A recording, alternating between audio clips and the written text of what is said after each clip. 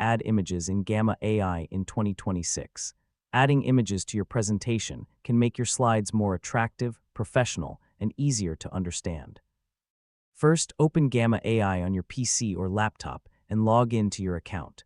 Once you are inside Gamma, open the presentation or project where you want to add an image.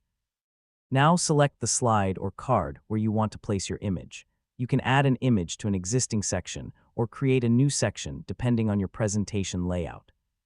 Next, look for the image or media option in the Gamma AI editor. From here, you can choose the option to upload an image from your computer. Select the image you want to use and wait for it to upload.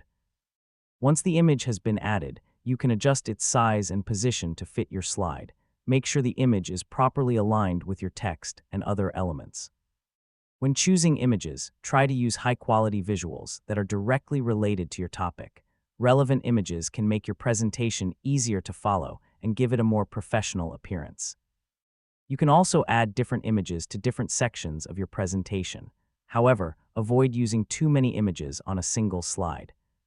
Keep your design clean and make sure the images support your content instead of distracting from it.